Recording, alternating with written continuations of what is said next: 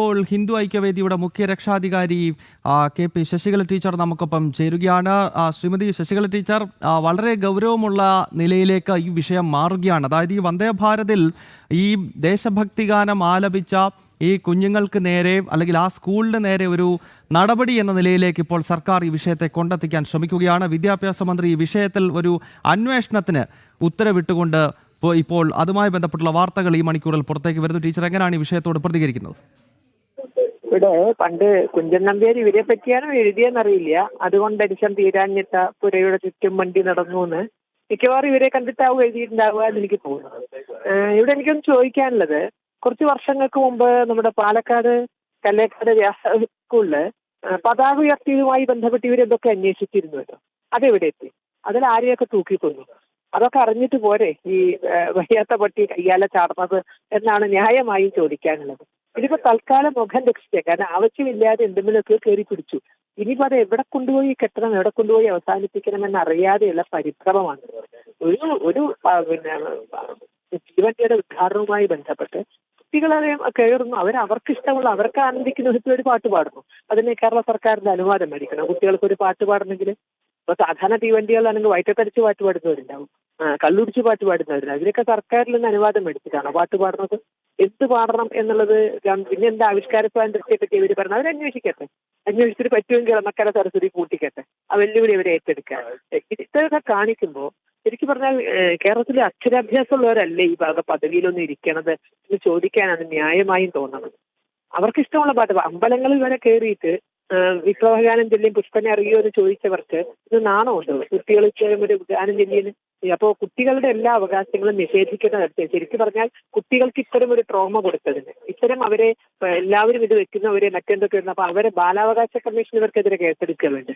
ഒരു പാട്ട് പാടിയതിന് കുട്ടികൾക്കെതിരെ അന്വേഷണം വരുന്നു, അല്ലെങ്കിൽ അവരെന്തോ അപരാധം ചെയ്തു എന്ന മട്ടിൽ പെരുമാറുമ്പോൾ തീർച്ചയായും ഇതിൽ ഇടപെടണം. ആ കുട്ടികളുടെ അവകാശങ്ങൾക്കാണ് മറ്റെന്തിനേക്കാൾ കൂടുതൽ പ്രാധാന്യം എന്ന് എനിക്ക് തോന്നുന്നു. ആ കുട്ടികളുടെ രക്ഷിതാക്കൾ ആരെങ്കിലും ഹൈക്കോടതിയെ സമീപിക്കുകയാണ് വേണ്ടത്. ടീച്ചർ, മാത്രമല്ല ഈ ഒരു ഗണഗീതത്തിന്റെ പ്രത്യേകത ഇതിൽ രാഷ്ട്രീയ സ്വയംസേവക സംഘത്തെ പറ്റിയോ അല്ലെങ്കിൽ സംഘപ്രസ്ഥാനങ്ങളെ പറ്റിയോ ഒന്നും തന്നെ വിവരിക്കുന്ന ഒരു ഗണഗീതം കൂടിയല്ല. മറിച്ച് ഭാരതത്തിൽ നമുക്ക് മുൻപ് ജീവിച്ച ധീരന്മാരായിട്ടുള്ള സ്വാതന്ത്ര്യ സമര സേനാനികൾ, ധീരപുരുഷന്മാർ, ആദർശശാലികൾ, അങ്ങനെയുള്ള നമ്മുടെ രാജ്യത്തെ മുന്നോട്ട് നയിച്ച, നമ്മുടെ സംസ്കൃതിയെ നമുക്ക് പകർന്നു നൽകിയ നവോത്ഥാന നായകരെ പറ്റിയൊക്കെ പരാമർശിക്കുന്ന ഒരു ഗണഗീതമാണ്, ദേശഭക്തി ഗാനമാണ്. അതിനോടുകൂടിയാണ് ഈ അസഹിഷ്ണുത പുലർത്തുന്നത്. തീർച്ചയായും, കാരണം നമുക്കൊക്കെ അറിയാലോ ഗണഗീതം എന്ന് പറഞ്ഞ ഒരു സാഹിത്യ ശാഖ ഇവിടെ ഇല്ലല്ലോ. ദേശഭക്തി സ്ഫുരിക്കുന്ന ഏത് ഗാനവും നമ്മൾ കൂട്ടമായി ചെല്ലുന്നു. ഗ്രൂപ്പ് സോങ് എന്നല്ലേ അതിന് അർത്ഥമുള്ളൂ. കൂട്ടമായി ചെല്ലുന്നതിന് നമ്മൾ ഗണഗീതമെന്നും വ്യക്തികൾ ചെല്ലുന്നതിന് വ്യക്തിഗീതം എന്ന് പറയുന്നു. ഇതുപോലും അറിയാതെ ആ പാട്ടിന്റെ അർത്ഥം എന്താണെന്ന് നോക്കിയിട്ട് ഒന്നുമല്ല, അത് ശാഖകളിൽ പാടുന്നു, അല്ലെങ്കിൽ സ്വയംസേവകർ ചെല്ലുന്നു, അല്ലെങ്കിൽ സംഘബന്ധുക്കൾ ചെല്ലുന്നു എന്നതുകൊണ്ട് അതിനോടൊക്കെ ഒരു അയിത്തം കൽപ്പിച്ച് അവർ മാറ്റുന്നത്. അത് രസമോടല്ല. ഇതിൽ പ്രതിഷേധിച്ചുകൊണ്ട് ഇവർ ചില സ്ഥലത്ത് നിന്ന് താരജഹാംശ പഠിക്കുന്നു. അപ്പൊ അതിന്റെ അർത്ഥം എന്താ? ഈ പരമപവിത്രം എന്ന് പറയുന്നത് തന്നെയല്ലേ മറ്റൊരു രൂപത്തിൽ പറഞ്ഞത്? താരജഹാംശ അച്ഛ ഹിന്ദുസ്ഥാൻ ഹമാര, ലോകത്തെ ഏറ്റവും മികച്ച സ്ഥലം ഈ ഹിന്ദുസ്ഥാനാണെന്ന്. ഇത് കുട്ടികൾ ചെല്ലിയിരുന്നെങ്കിൽ അവർ ഇതിനെതിരെ ആക്രോശിക്കുമായിരുന്നല്ലോ. അപ്പോൾ അവർക്ക് ആര് ചെല്ലി എന്നുള്ളതാണ് പ്രശ്നം, എന്ത് ചെല്ലി എന്നുള്ളതല്ല. ഒരു ബുദ്ധിമുട്ടും കൂടാതെ എന്നുള്ള താരജഹാംശം ആരോടുള്ള പ്രത്യേകത? ഈ ഭൂമിയിലെ ഏറ്റവും പരമപവിത്രമായ സ്ഥലം ഹിന്ദുസ്ഥാനം തന്നെയാണ് നമ്മളും പറയുന്നത്. അത് അവരേറ്റ് പറയുമ്പോൾ നമുക്ക് സന്തോഷമാണ് തോന്നുന്നത്. പ്രതിഷേധമായിട്ടാണ് അവരത് പറഞ്ഞെങ്കിലും വളരെ സന്തോഷം തോന്നി. അപ്പൊ എന്താ കാട്ടിക്കൂട്ടുന്നത് യാതൊരു ബോധവും ഇല്ലാതെ ശരിക്കും പറഞ്ഞാൽ നഷ്ടഭ്രാന്ത് കാണിക്കില്ലേ റോട്ടിൽ. അത്തരത്തിലുള്ളൊരു ഭ്രാന്താണ് ഇപ്പൊ കാണിച്ചുകൊണ്ടിരിക്കുന്നത്. അത് ലോകത്തെല്ലായിടത്തുനിന്നും തുടച്ചു നീക്കപ്പെട്ട ഒരു പ്രസ്ഥാനത്തിന്റെ ഗതികേട് എന്ന് മാത്രമാണ് ഇതിന് പറയാനുള്ളത്.